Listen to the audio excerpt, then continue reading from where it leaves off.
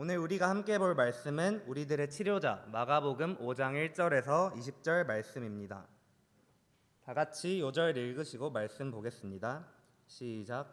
이에 물으시되 내 이름이 무엇이냐? 내 이름은 우리가 많음이니이다 하고. 오늘 말씀에서는 귀신에 사로잡혀 괴로워하고 신음하는 한 사람이 나옵니다. 예수님께서는 이 한 사람을 사랑하시고 그를 불쌍히 여기사 그를 치유하셨습니다. 오늘 이 시간 우리에게도 여러 가지 문제들이 있을 것으로 생각합니다. 경제적인 문제, 질병의 문제, 낮은 자존감의 문제, 허무와 우울의 문제, 죄의 문제 등 여러 가지 문제들이 우리 가운데 있을 것입니다. 예수님께서는 지금 이 시간 우리들에게 이러한 문제들을 내어놓기를 원하십니다. 저희 모든 어려움을 주님께 내어놓고 치유받음으로 나의 치유자요 구원자가 되시는 예수님을 깊이 영접하기를 기도합니다. 파트 1. 내 이름이 무엇이냐? 1절에서 9절입니다. 1절을 보겠습니다. 예수님께서 갈릴리 바다 건너편의 거라사인의 지방으로 오셨습니다. 예수님은 광풍을 뚫으면서까지 이곳에 찾아오셔서 누군가를 만나려 하셨습니다. 2절을 보십시오. 귀신 들린 사람이 무덤 사이에서 나와 예수님을 만났습니다. 3절에서 5절에는 이자가 귀신으로 인하여 어떻게 괴로워하는지 잘 나와 있습니다. 이자는 무덤 사이에 거하고 있습니다. 일반적인 사람이라면 결코 무덤가에 살고자 하지 않습니다. 여기 무덤가에 사시는 분 한 분도 안 계시죠? 무덤에 사는 것은 무서울 뿐더러 무덤가에는 아무도 살고 있지 않기 때문에 혼자서만 살아야 합니다. 그러나 그는 이런 곳에 살고 있었습니다. 또한 그는 여러 번 쇠사슬은 끊고 고랑을 깨뜨릴 정도로 힘이 세고 난폭한 사람이었습니다. 그리고 밤낮 무덤에서 소리 지르고 돌로 자기의 몸을 치고 해치고 있었습니다. 아무리 유능한 의사라도 이런 사람을 고칠 수 없었을 것입니다. 사람들이 고작 한다는 것은 그를 묶어두기 위하여 쇠사슬을 채우는 것이었지만 그는 괴력으로 그러한 쇠사슬도 끊어버렸습니다. 어떤 사람들은 이렇게 말했을 것입니다. 아따 철수 엄마, 저런 귀신 들려 미친 사람이 살면 애들 교육이 안 좋단께? 맨날 저녁에 소리만 질러 싸서 집값이 떨어져 버려. 저런 사람은 그냥 저기 가서 혼자 살아야 돼 하기도 했을 것입니다. 요즘에 그런 미친 사람이 어디 있냐고 생각하실 수도 있습니다. 하지만 우리 눈에 잘 띄지는 않지만 현재에도 이러한 귀신에 사로잡혀 거라사 광인처럼 소리 지르고 괴로워하는 사람이 분명 있습니다. 또한 최근 화제가 되었던 인하대 재학생 사망 사건, N번방 사건의 가해자처럼 겉보기에는 정상적으로 보이지만 그 내면이 더러운 광인 같은 사람들도 있습니다. 그렇다면 거라사 광인처럼 사람을 미치게 하고 죄를 짓게 하는 세력이 무엇일까요? 그것은 바로 앞서 2절에 나와 있는 더러운 귀신입니다. 현대 사회에 귀신이 실존한다고 믿는 사람은 아마 그렇게 많지는 않을 것입니다. 하지만 성경은 우리에게 분명히 귀신이 있다고 말하고 있습니다. 그리고 현재에도 귀신은 실존하여서 여러 인생을 죄와 죽음의 구덩이로 빠뜨리고 있습니다. 뉴스에 나오는 여러 흉악 범죄들을 보면 정말로 경악을 금치 못할 때가 많습니다. 도저히 사람이 한 짓이라고는 상상하기 힘든 끔찍한 일들이 실제로 오늘날에도 벌어지고 있습니다. 몇 달 전 텍사스의 한 초등학교에서 총기 난사 사건이 일어났습니다. 총 22명이 숨지고 18명이 부상당하였습니다. 사망한 22명 중 19명이 초등학생이었습니다. 사건을 일으킨 범인도 스스로 그 목숨을 끊었습니다. 그는 겨우 18살의 청년이었습니다. 자신과 아무런 상관이 없는 초등학생들을 무차별적으로 살해한 그의 행동은 분명 사단 마귀의 역사입니다. 희생당한 그 아이들을 생각할 때 마음이 너무나 아팠습니다. 또 18살의 나이에 저런 끔찍한 범죄를 저지르고 결국에는 자기 자신까지 죽인 그의 인생도 너무나 불쌍하였습니다. 이처럼 귀신은 한 영혼을 파괴하려 합니다. 또한 귀신은 남을 죽이고 욕하고 죽이게까지 합니다. 귀신은 저런 끔찍한 범죄자들에게나 관련이 있지 나와는 아무런 상관이 없다라고 생각하는 분들도 분명 계실 것입니다. 하지만 예수님을 믿지 않는 사람은 그 누구도 나는 귀신으로부터 완전히 자유하다 말할 수 없습니다. 성경은 예수님을 믿지 않고 자기 원하는 대로 자기 이끌림 바 되어 하나님의 품을 떠나서 사는 사람들을 공중의 권세 잡은 자, 곧 사단이 지배한다고 우리에게 분명히 말하고 있습니다. 사단의 지배를 받는다는 말은 직접 간접적으로 악한 영의 영향을 받고 있다는 말입니다. 겉으로는 정상적으로 보여도 예수님을 믿지 않으므로 사단의 지배하에 있는 사람들은 그 마음속에 고통과 괴로움이 있을 수밖에 없습니다. 어떤 사람들은 외모에 대한 깊은 열등감으로 괴로워하고 있습니다. 자신이 못생겼다 생각하여 화장도 해보고 성형도 해보지만 그럼에도 자신의 외모에 만족할 수 없으므로 그들은 괴로워합니다. 또 어떤 사람은 자기 집안의 문제로 힘들어하고 어떤 사람은 친구 문제, 성적 문제, 취업 문제 등으로 괴로워하고 있습니다. 혼자 있으면 너무나 외롭고 심심하여서 친구들을 만나기도 해봅니다. 하지만 다시 집에 돌아오면 깊은 공허감에서 빠져나올 수 없습니다. 사람들은 이처럼 온갖 문제들로 괴로워하며 삽니다. 그들은 이러한 괴로움을 이성 친구, 술, 게임, 성적인 쾌락 등으로 해결하려 합니다. 또 어떤 사람들은 외모가 뛰어나고 돈도 많고 집안도 좋으면 행복할 거라 생각합니다. 때문에 이렇게 되기 위해서 열심히 노력합니다. 외모를 가꾸고 취업을 위해 스펙을 쌓고 공부를 합니다. 돈을 많이 벌기 위해서 사업도 열심히 합니다. 그런데 자신이 최선을 다해 노력했음에도 일들이 잘 풀리지 않으면 좌절하게 됩니다. 반대로 뜻한 바대로 일들이 잘 풀려서 성공하게 되어도 결코 그 내면에 사라지지 않는 갈급함, 괴로움으로 고통스러워합니다. 이처럼 하나님을 떠난 우리 인생은 필연적으로 고통스러울 수밖에 없습니다. 적당히 고통스러운 것이 아니라 정말 죽을 만큼 고통스러운 것이 하나님을 떠난 인간의 삶입니다. 그들이 괴로운 이유는 자기들이 왜 태어난지 모르고 자신들이 무엇 때문에 살아가는지 모르며 무엇 때문에 고통받는지 모르기 때문입니다. 이러한 고통이 죽어서 끝난다면 그나마 나을 것입니다. 하지만 모든 인간은 죽어서는 하나님의 심판대 앞에 서게 됩니다. 믿는 자들은 영생을 얻지만 믿지 않는 자들은 영원히 지옥에 가게 됩니다. 성경에서는 이러한 인간의 죄 그리고 고통과 죽음의 문제를 죄 때문이라고 말하고 있습니다. 각자의 인생마다 고통의 원인이 조금씩 달라 보일 수는 있습니다.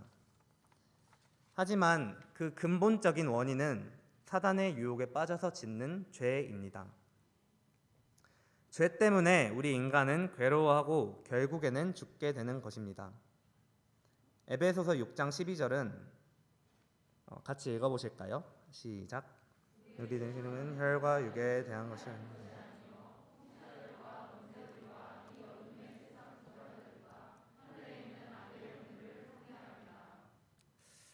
우리의 이런 씨름은 혈과 육에 대한 것이 아닙니다. 우리의 씨름은 하늘에 있는 악한 영들에 대함입니다. 우리는 매일 이런 악한 영들과 싸워야 합니다. 매일 삶의 현장에서 예수님과 찰싹 달라붙어 있어야 합니다. 예수님 안에 거하는 것이 우리가 이런 악한 영들로부터 이기는 유일한 길입니다.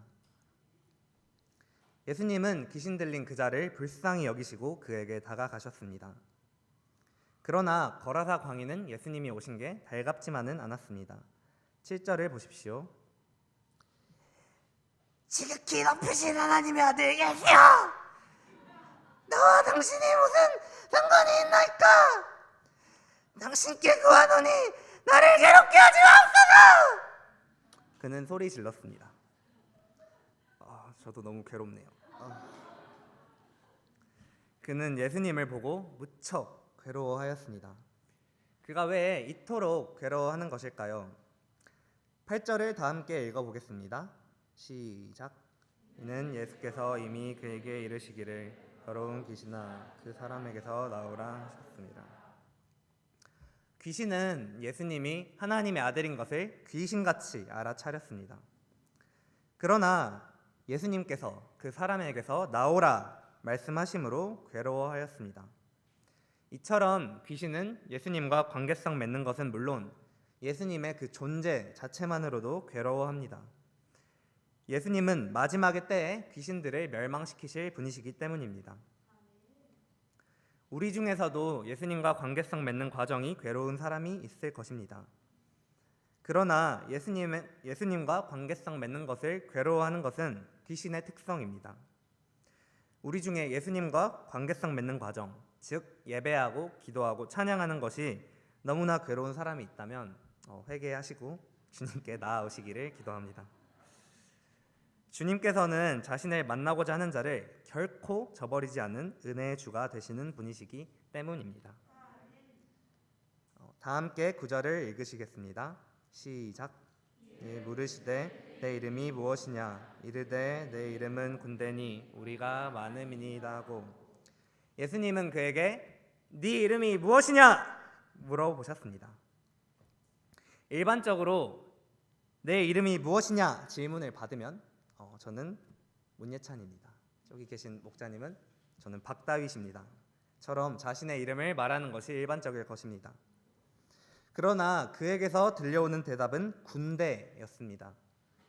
그의 실명이 문군대, 박군대는 아니었을 것입니다. 그 사람을 강하게 사로잡고 있는 세력이, 귀신의 세력이 군대였습니다. 그 귀신의 세력이 그 사람을 너무나 강하게 사로잡고 있어서 그는 자신의 이름조차 말할 수가 없었습니다. 그가 본래 가지고 있던 정체성을 잃어버리고 군대 귀신의 정체성만 그에게 남아 있었습니다. 참고로 군대라는 뜻의 어원은 레기온으로 로마의 군단을 의미합니다. 당시에 한 군단이 6,000명이었다고 합니다. 6천여 마리의 떼귀신이 이 사람에게 역사한 것입니다. 그렇다면 예수님께서는 이 귀신을 어떻게 하셨을까요? 10절에서 13절을 보겠습니다. 정체가 드러난 귀신은 근처에 있는 돼지떼에게 자신들을 들어가게 해달라고 말하고 있습니다. 예수님이 이를 허락하시자 군대 귀신은 그 사람에게서 떠나서 돼지 2,000마리 떼에 들어가고 이 돼지들은 바다에 빠져 죽게 되었습니다. 귀신이 그 사람을 떠남으로 그 사람은 귀신으로부터 자유하게 되었습니다. 돼지 2,000마리가 얼마나 비싸겠습니까? 제가 실제로 계산을 해보니 돼지 한 마리가 보통 60만 원 정도 하고 곱하기 2,000 하니까 12억 정도 되더라고요. 정말 큰 돈인데 하지만 예수님께서는 이런 돼지 2,000마리보다 한 사람의 생명을 훨씬 더 귀하게 여기셨습니다. 예수님은 그 사람의 생명과 그 돼지의 값을 두고 저울질하지 않으셨습니다. 그가 정말로 대단하고 능력 있는 사람이었다면 이해가 갈 것입니다. 하지만 그는 아무런 사람 구실을 못하는 광인이었습니다.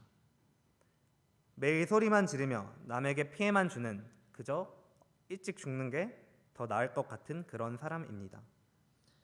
그러한 쓸모가 없어 보이는 사람이라 하더라도 주님은 그 한 영혼을 존귀하게 여기십니다. 저는 비교적 평안한 가운데 예수님을 영접했습니다.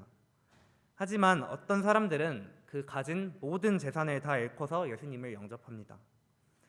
또 병에 걸려 고통하는 극한의 상황 가운데 주님을 만나는 사람도 있습니다. 인간적으로 생각해 볼 때 하나님께서 왜 그런 극한의 상황에서 그를 만나주셨나 하는 생각이 들 때가 있습니다. 하지만 하나님께는 그 사람의 재산이나 명예가 결코 그 사람의 영혼의 값에 비할 수가 없습니다. 모든 것을 잃어도 영생을 얻으면 모든 것을 얻은 것입니다. 그렇기 때문에 예수님께서는 우리를 살리시기 위해 하나님 나라의 영광을 다 버리고 인간의 몸으로 이 땅에 오신 것입니다. 창조주 되신 하나님께서 연약하고 미천한 인간의 몸으로 오셨습니다. 우리의 몸이 얼마나 연약합니까? 밥 좀 안 먹으면 너무 배고프고 손가락이 1cm만 잘려도 고통스러워서 죽으려 합니다. 숨을 몇 분만 쉬지 못하면 바로 죽게 되는 것이 우리 인간의 몸입니다. 이뿐만이 아닙니다. 예수님은 이렇게 죄로 병든 우리들을 구원하기 위해 친히 십자가에 피 흘리시고 죽으시고 우리들을 위해 대신 죄값을 치르시고 자기 자신을 희생하셨습니다. 예수님의 십자가의 희생으로 우리가 영원한 구원을 얻게 되었습니다. 이 얼마나 놀라운 은혜입니까?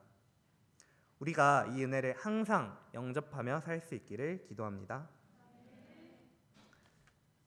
귀신이 떠난 거라사 광인은 이제 어떻게 되었을까요?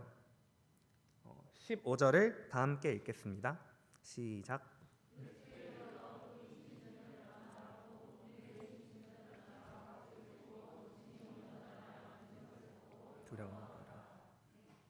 거라사 광인은 귀신으로부터 완전히 해방되고 온전해진 사람의 모습으로 변화되었습니다. 그런데 이때 돼지를 치던 사람들이 이 일을 보고 읍내와 마을에 가서 자신들이 본 일을 말하였습니다. 그들은 사람들이 와서 귀신 들렸던 사람이 이렇게 단정히 옷을 입고 앉아있는 모습을 보고 깜짝 놀랐을 것입니다. 그리고 예수님께서 행하신 기적과 돼지떼가 바다로 들어간 것을 듣고는 예수님께 그 지방을 떠나시기를 간절히 간구하였습니다. 그들은 예수님께서 귀신 들렸던 사람을 온전하게 회복시키신 그 역사를 보지 못하고 2,000마리나 되는 돼지떼가 죽은 것을 안타까워하였습니다. 그들의 내면은 이미 물질적이고 인본주의적인 생각으로 물들어 있어 예수님께서 행하신 기적의 참된 의미를 깨닫지 못하였습니다. 또한 그들은 하나님의 아들이시오 우리의 구원자 되시는 예수님을 내쫓는 큰 실수를 범했습니다. 하지만 예수님께서는 돼지떼의 희생을 통해서 한 사람의 영혼 구원 역사를 이루시고 데가볼리 지역 복음 전파의 비전을 보셨습니다. 먼저 예수님의 은혜를 입은 거라사인의 삶이 완전히 바뀌게 되었습니다. 이전에는 사람들과 관계를 끊고자 했던 그가 이제는 사람들과 관계성을 맺고 예수님과 함께하기를 청하였습니다. 참된 자아를 회복하고 나서 온전하고 건강한 사람이 되었습니다. 그리고는 예수님께서 배에 오르실 때 예수님과 함께 가기를 청하였습니다. 그런데 예수님께서는 그를 함께 데려가지 않으시고 그를 데가볼리 지역의 전도자로 세우셨습니다. 예수님께서 데가볼리 지역의 백성들이 귀신과 거짓된 자아로 고통받는 모습을 보시고 이를 불쌍히 여기셨기 때문입니다. 그래서 그에게 말씀하셨습니다. 19절을 보십시오. 허락하지 아니하시고 그에게 이르시되 집으로 돌아가 주께서 내게 어떻게 큰 일을 행하사 너를 불쌍히 여기신 것을 내 가족에게 알리라 하시니. 그는 말씀을 따라 예수님께서 자신에게 어떻게 큰 일을 행하셨는지를 데가볼리에 전파하였고 모든 사람이 이를 놀랍게 여겼습니다. 데가볼리 지역 사람들은 회복된 거라사 광인과 그를 불쌍히 여기신 그리고 그를 위해 어떠한 희생도 마다하지 않으시는 예수님의 그 사랑을 알게 되었을 것입니다. 주 안에서 정말로 사랑하는 목자님들 그리고 학생의 양님들, 우리가 귀신 들린 한 영혼을 불쌍히 여기사 치료하시고 구원하신 그 은혜를 깨닫고 영접하는 삶 살기를 기도합니다. 또한 그 은혜가 지금 이 시간 우리의 은혜, 나의 은혜가 되기를 간절히 기도합니다. 사춘기 때 저는 불평불만이 많은 아이였습니다. 선생님께서 청소를 시키거나 심부름을 시키면 왜 나에게 시키냐면서 불만을 표출했습니다. 입에는 항상 억울하다, 왜 나한테만 그러냐라는 불평불만의 말이 붙어 있었습니다. 중학교에 가서는 좋지 않은 친구들과 어울려 놀았습니다. 그들과 어울려 다니며 욕을 하고 남에게 위협을 가하는 것으로 나의 위치를 확인하고자 하였습니다. 그러나 겉으로는 강한 척을 하였지만 속으로는 낮은 자존감으로 인하여 괴로웠던 것 같습니다. 더욱 괴로웠던 것은 내가 왜 사는지 그 이유를 알 수가 없었기 때문이었습니다. 저의 인생에는 명확한 방향과 목표가 없었습니다. 왜 내가 낳아달라고 하지도 않았는데 괜히 낳아서 이런 힘든 인생을 살게 하는가 화가 났습니다. 저만 이런 생각을 하는 것이 아니라 많은 사람들이 이런 생각을 합니다. 그저 어쩔 수 없이 태어났기 때문에 살고 학교 가지 않으면 혼나기 때문에 학교에 갔습니다.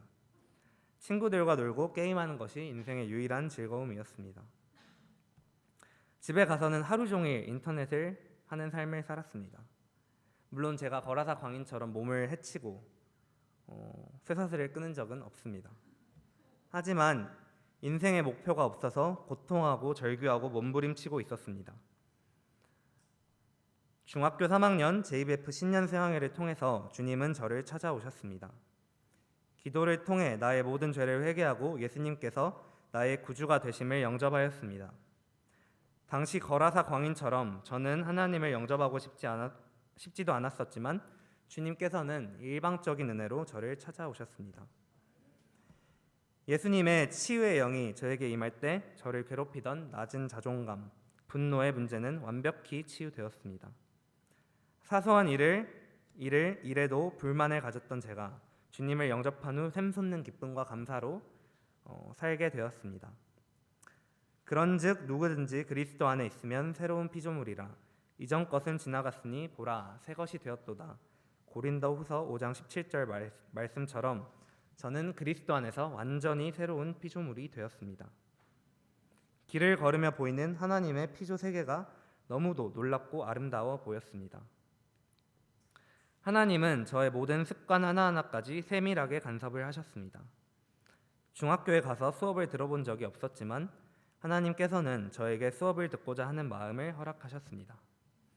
매일매일 다니던 PC방에도 자연히 가지 않게 되었습니다. 어울려 놀던 무서운 친구들과도 자연스럽게 멀어지게 되었습니다.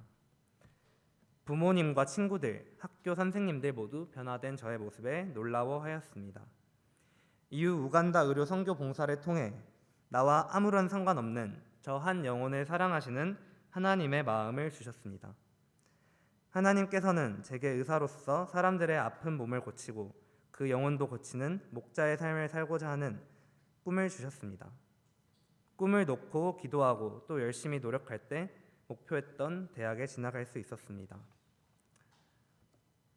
하지만 지난 몇 년간 신앙생활을 하면서 나를 찾아와 주신 하나님의 은혜를 잊고 살 때가 많았습니다.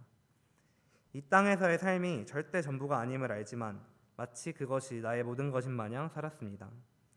돈을 사랑하기를 하나님보다 더 사랑했습니다. 세상에서의 명예를 하나님보다 더 사랑했습니다. 나 자신을 사랑하기를 그 무엇보다 더 사랑했습니다. 내가 높임받고 싶고 나 살고 싶은 대로 살고자 하였습니다. 죄를 회개하고 싶었지만 회개할 힘과 의지가 없었습니다. 회개하고 싶었지만 눈물이 나오지 않았습니다. 내가 행한 그 죄가 얼마나 무서운지에 대한 경각심이 들지 않았습니다. 성경은 죄와 싸우라고 말하지만 저는 죄와 싸울 수가 없었습니다. 군대 귀신 들린 것 같은 그런 모습이 저의 모습이었습니다. 오늘 주님께서는 저에게 너의 이름이 무엇이냐 물으십니다. 이런 주님 앞에 지금 나의 모습을 생각하면 저의 이름은 돈입니다. 교만입니다. 음란입니다라고 밖에 답을 할 수가 없습니다. 제가 저의 모든 문제들을 가지고 주님 앞에 나아감으로 치유받기를 기도합니다. 여름 수양회를 위해 기도하면서 하나님께서는 제게 세상의 돈과 명예를 너가 내 앞에서 자랑해서 뭐 하겠느냐 물으셨습니다.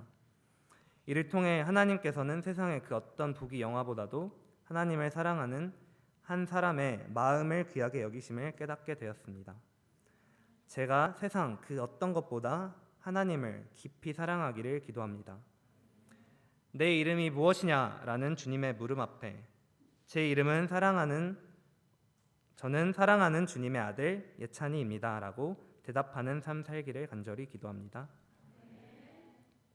결론입니다. 예수님은 한 영혼을 살리시기 위해 돼지 2,000마리를 희생시키셨습니다.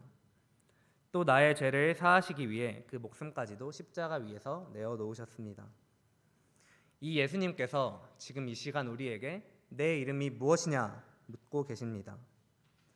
우리 내면을 병들게 하고 죄악되게 하는 더러운 것들이 있다면 이 예수님 앞에 과감히 드러내시기를 바랍니다. 우리들의 예수님 성경 캠프를 통해 우리들이 예수님을 만나기를 기도합니다.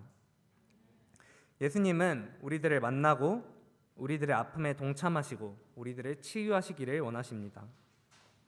저희가 이 시간 예수님을 만남으로 우리의 모든 문제들을 치유함 받고 샘솟는 영적인 기쁨이 충만하기를 기도합니다.